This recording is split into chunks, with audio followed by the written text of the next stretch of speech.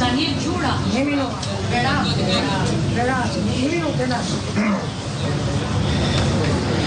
Përshëndetje të gjithëve. Atëherë së pari me kërkesë të kryeministrit Shqipërisë, kryetarit të Partisë Socialiste Zoti Edi Rama, i cili më ka kërkuar që të hap listën e Beratit, unë e kam pranuar këtë dhe do të jem në listën e sigurt të qarkut Berat. Po ashtu në listën e sigurt të qarkut Berat do të jetë mjekja e njohur Enriketa Jao, e cila ka një eksperiencë gjatë në fushën e mjekësisë, patjetër që i ka shërbyer komunitetit jo vetëm të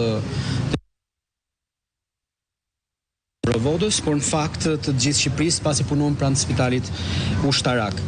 Në listën e hapur të qarkut Berat, Enriketa Jao. Enriketa Jao. Për sa i përket listës së hapur, në listën e hapur ne kemi tashmë të përfaqësuar patjetër dhe deputetët që vinë nga platforma Deputeti që duam. Kuptohet që gjithë grupmoshat janë po ashtu të përfaqësuara. Kemi po ashtu profesione të cilat janë përfaqësuara më së miri, kemi inxhinier, kemi mjek, kemi ekonomist, kemi individ formuar në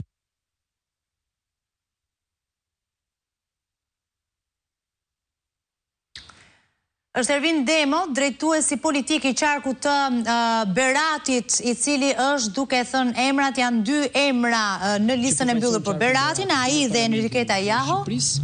Kemi zotin Julian Zyla, i cili do të përfaqësojë zonën e Kuçovës, është një djalë i cili ka eksperjenca të gjata edhe në diasporë, edhe jashtë Shqipërisë, është besoj për shumë për ju shëmbuloni mediat edhe një orë, pasi është dhe analist politik.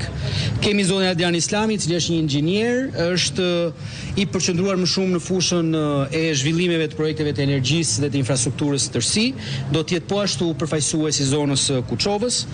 Kemi zotin Erdi Syka, i cili do të përfaqësojë zonën e Dimalit, ka një eksperiencë të gjatë jo vetëm në pushtetin vendor, por po ashtu edhe përsa i përket projekteve të cilat kanë mbështetur pushtetin vendor gjatë viteve të fundit, të cilat janë krijuar nga donatorët, si është projekti i Bashkive të Forta, ky ka qenë pjesë e këtij projekti. Kemi zotin Fadina Sufi, i cili do të përfaqësojë, do të jetë pjesë e listës së hapur dhe do të fokusohet në zonën e Dimalit. Kemi gjithashtu Ysen Buzalin, i cili do të fokusohet në zonën e Çorovodës dhe të Poliçanit, i cili po ashtu vjen nga shkencat mjekësore me një eksperiencë gjatë në menaxhimin e strukturave mjekësore dhe jo vetëm. Kjo është lista e Beratit, unë jam besim plot që kjo është një listë e cila përfaqëson më së miri kapacitetet që ka qarku i Beratit dhe patjetër që ne do të bëjmë më të mirën, që të vazhdojmë atë transformim që ne kemi përjetuar tashmë edhe në Bashkinë e Beratit, shikojmë një transformim rrënjësor dhe realizimin e potencialit plot që ka ky qark i jashtëzakonshëm. Faleminderit.